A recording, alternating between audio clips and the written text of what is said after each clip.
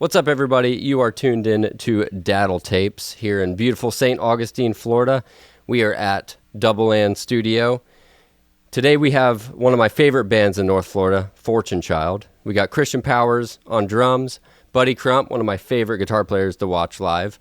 He is on lead guitar, and then we have John Ward on bass and vocals. These guys formed in 2022, and they're constantly writing and recording, extremely prolific. They're incredible. They blend blues, rock, psychedelic stuff, all my favorite kind of music. So go ahead, guys. Let's hear first track.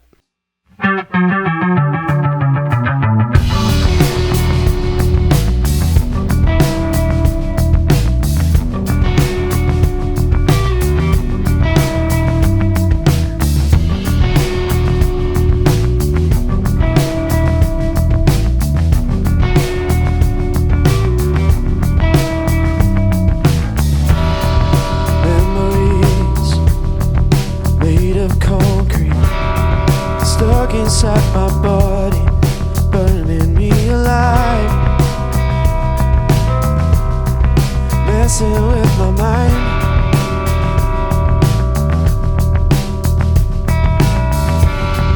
All these dreams, how they haunt me, spinning me in circles. Get up, turn on the light. Tell me, is it right?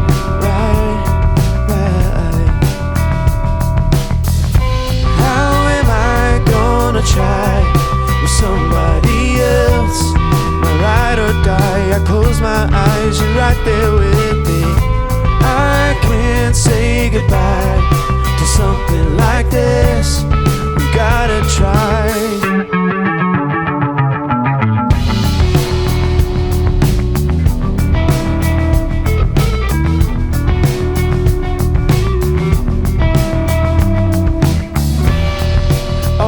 Fears lay before me, floating to the surface.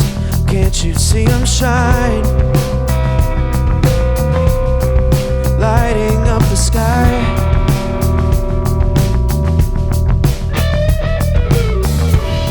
Silver lines, empty doorways, closing in my vision, making me go blind. Tell me, is this right?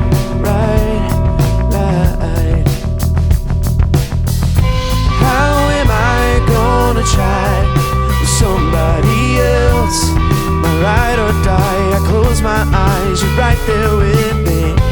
I wait all my life for something like this. We gotta try, you and I, the light is dimming. How am I gonna try with somebody else? My ride or die, I close my eyes, you're right there with me. I can't say goodbye, the words don't exist. We gotta try.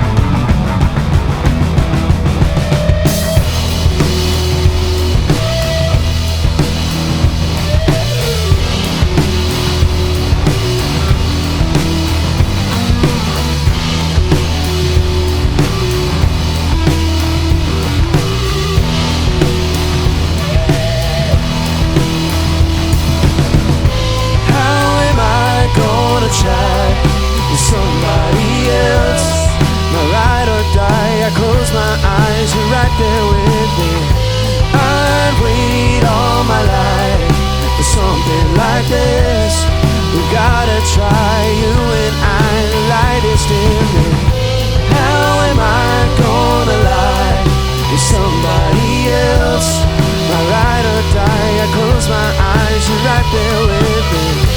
I can't say goodbye, it won't leave my lips. We've gotta try.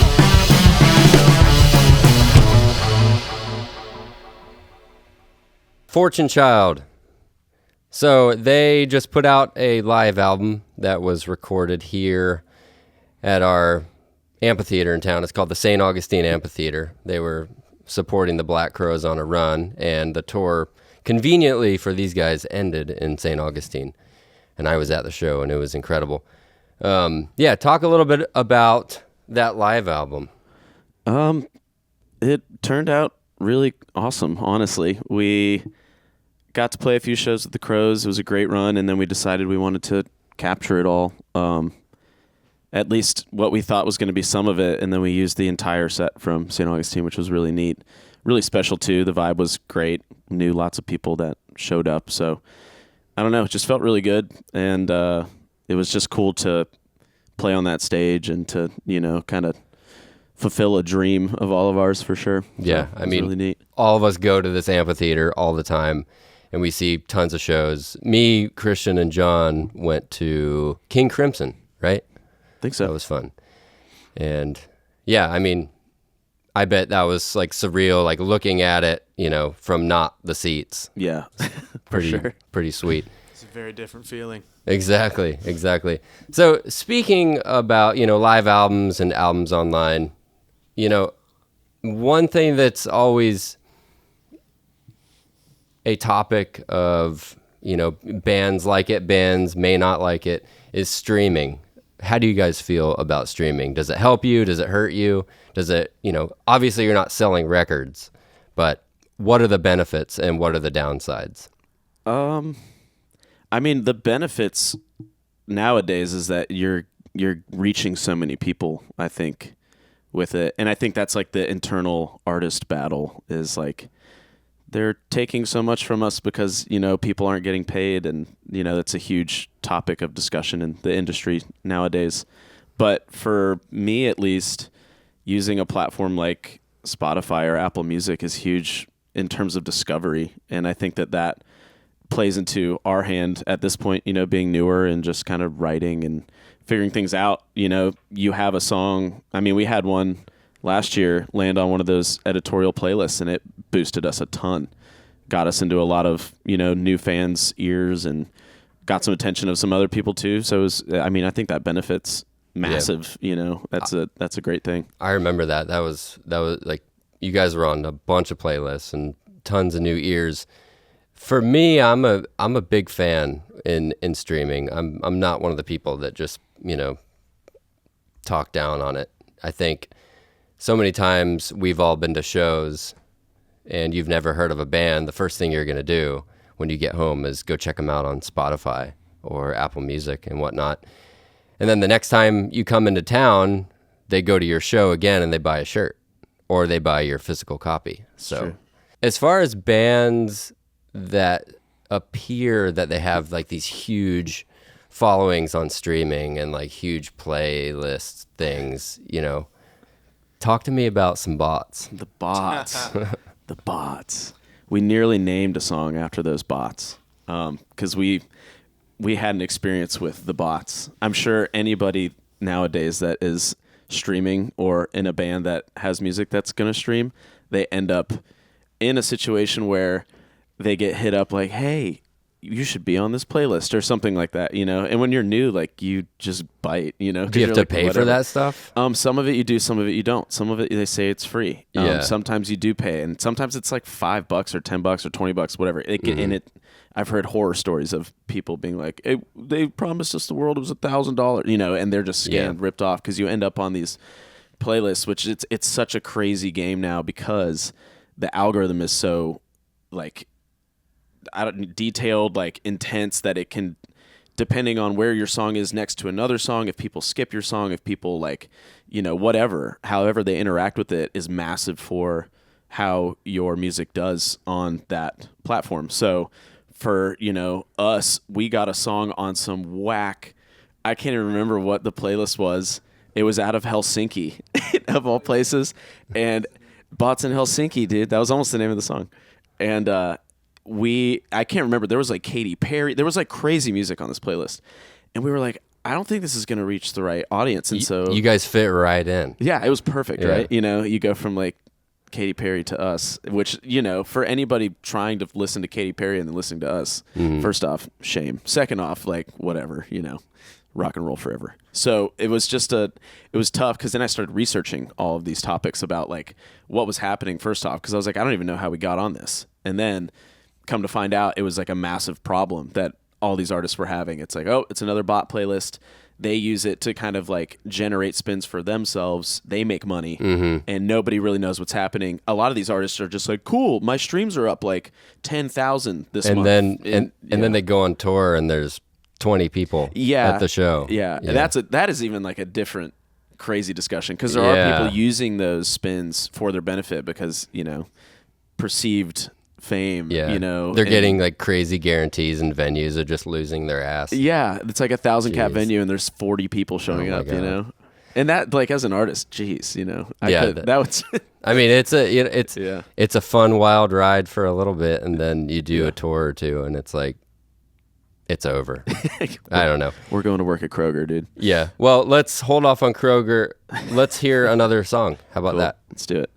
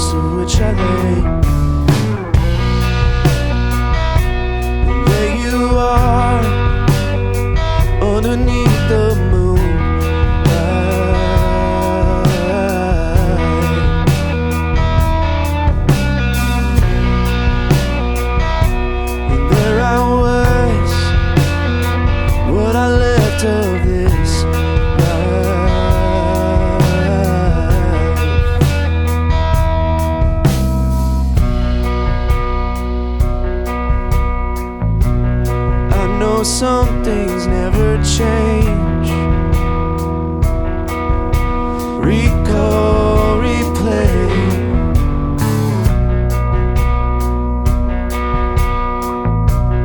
But my mind, it has its ways. A simple rearrange. Blame it on me. Stand up willingly. Make it alright this time.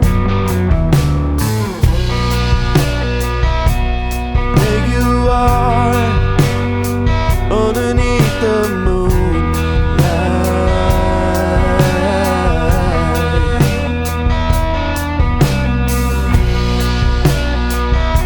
And there I was, what I left of this life.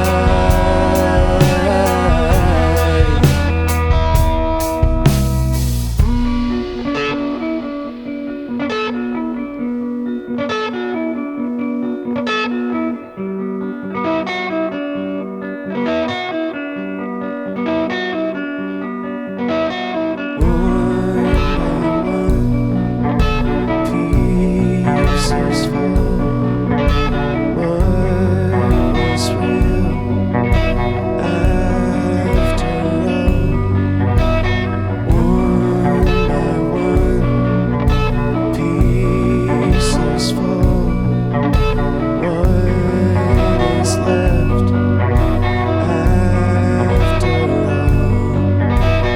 One by one, pieces fall. What was real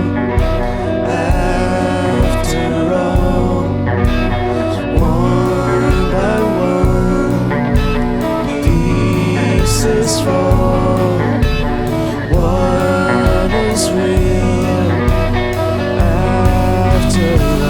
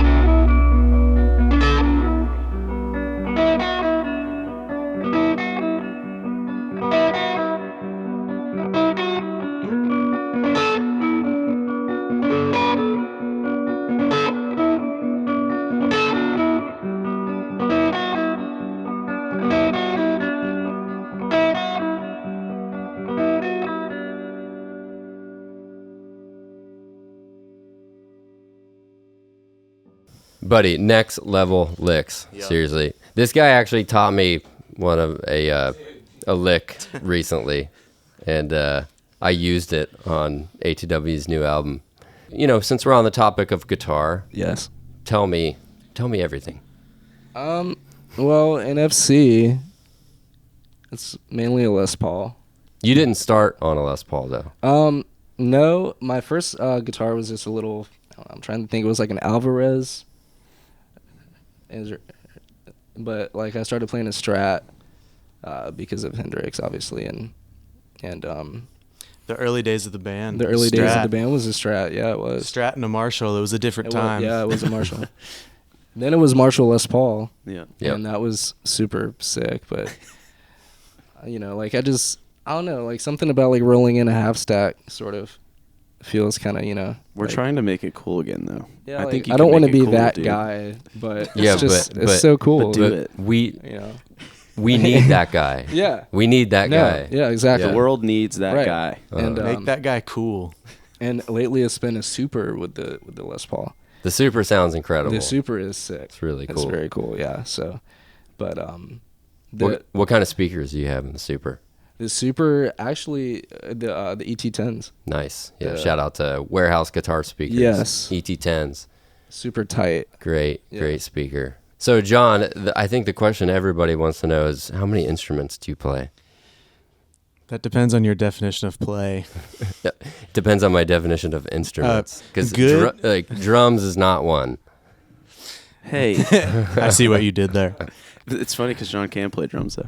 Oh, dude. Barely. I've seen an Instagram clip of you playing. It was like one of those things where, like, I don't know how people do this, but you play all the instruments and then you, like, quad box it. Dude, back in quarantine times, Yeah. I had nothing else to do That was but honestly play the such same a sick song on video. 5 It instruments. was Yeah. such a sick video, though. That was fun. I couldn't figure that out if I tried. But anyway, yeah. How many instruments? Actually, well, I guess 3. Mm-hmm. Play bass, keyboard, and trumpet. Trumpet used to be my main instrument back when I was in school. Went to school for jazz trumpet, which is hilarious to anyone that knows me now because I don't do that at all anymore. Mm-hmm. But I learned a lot of useful musical skills, from studying jazz, and now I apply it to not jazz. So could you ever turn off your brain when studying jazz and, like, enjoy a jazz record? Like, was that a part of music school, Back then or now? Both. Yeah, I mean, I think back then I just loved just putting all that stuff in my brain. I would just inhale records, and I was like, oh, these chords are cool. This chord has a million notes. We all know the best parts about being in a band. What are some of the hardest parts? I think it's life outside of band, probably, if that's an answer. Like, I think when you're all together, it's like super easy. And I think that kind of applies to a lot of things in life. But yeah, there's so much that you put into the band. And then when you're not doing band stuff, or when you're trying to orchestrate band stuff, you know, everybody's living lives outside of the band. So it's, you know, it's such a commitment when you're trying to really go for it, I think. And we all, you know, everybody makes sacrifices when it comes to this. So it's, I mean, I think at least for me, like the respect level for everybody goes up so much when it comes down to like, let's meet here. We got to do this. We got to play this show. Especially like when you're new and it's like, we got to play this show with this fucking funk band from Missouri, you know, because there's like some people there, you know, or whatever. And it's like, nobody really wants to do it, but you do it, you know, and everybody drops what they're, you know, what might be happening at home or whatever. And or like when you show up and have to do a show, but the person that put the show together didn't do anything to make anything. Oh God, yeah, that's the then worst. It almost like ends up being on us to kind of figure out what's even happening. Yeah, and then like you're doing all of that on top of, you know, like I said, whatever's happening at home. There's so much obligation outside of music. We want the music to be the number one obligation. Yeah, you know? And then, but getting to that point, you know, it's tough. It's very, very hard. It's very difficult. So the persistent bands win, you know, and I think that's our goal, you know, is just to keep at it. And I think y'all three are very, very lucky and fortunate to be doing what you're doing. How about one more song? Let's do it.